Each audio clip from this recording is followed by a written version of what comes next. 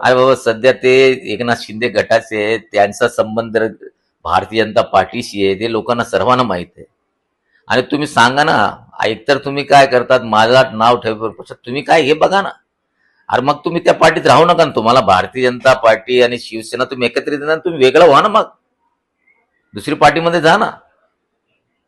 मला ब्लेम करण्यापेक्षा तुम्ही स्वतः त्या पार्टीमध्ये, ज्या पार्टी भारतीय जनता पार्टीला घेऊन सरकार केलेली आहे.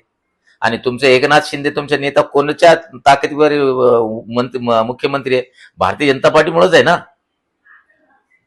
हा, बाकी आणि तुम्ही तर असं आहे, तुमचा कोणताही काम नाही, तुमचं काम नाही, तुम्ही काही करत नाही. आणि तुम्ही आतापर्यंत एवढं नारियल फोडले, त्याचं आतापर्यंत कोणतंही काम नाही झालं. आता तुम्ही काजी कब्रस्तानमध्ये मी हायमॅक्स दिलेलं आहे, 20-20 लाख 40 लाखचं काम केलं, आणखीन एक हायमॅक्स देणार आहे. तुम्ही कुठं कोणतं काम केलं हे दाखवा.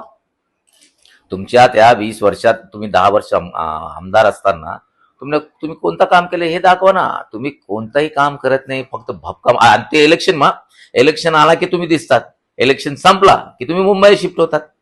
लोकांमध्ये मिसळत नाही, लोकांचं काम करत नाही, नाऱ्याला फोडतात, पण कोणत्याही प्रकारचं काम होत नाही तुमच्याकडून. मला सांगा, कोणतं काम केलं तुम्ही 20 वर्षात? त्यावर्षी 10 वर्ष तुम्ही आमदार होते, सांगा ना. आता काय केलं तर मुख्यमंत्री. अच्छा, मी तर माझ्या काँग्रेस पार्टीचा पक्षाचं काम केलं या लोकसभेमध्ये. तुम्ही कोणाचं काम केलं? तुम्ही दानवेच्या विरोधात काम केलं, तुम्ही कल्याण काळेचं काम केलं असं तुम्ही स्वतः म्हणतात. हा, आणि काय काय आमिष घेतले, काय काय मलिदा घेतले तुम्ही. दोन्ही पार्टीकडून मलिदा घेतले, म्हणजे भारतीय जनता पार्टीकडून मलिदा घेतले आणि काँग्रेसवाल्याकडून पण मलिदा घेतले. तुम्ही मलिदा सम्राट आहे. हे बघा, गद्दार कोण आहे सर्वांना माहिती आहे. शिवसेनेची गद्दारी कोण केली? याने केली. आता 19 तारखेला माहिती होईल ना, काँग्रेसचे कोण गद्दार आहे, कोण आहे, सर्वांना माहिती आहे. एक आणि तुमचं काय, तुम्ही ईडीला घाबरून पक्ष सोडले, तुमचा पूर्ण खानदान रडतो.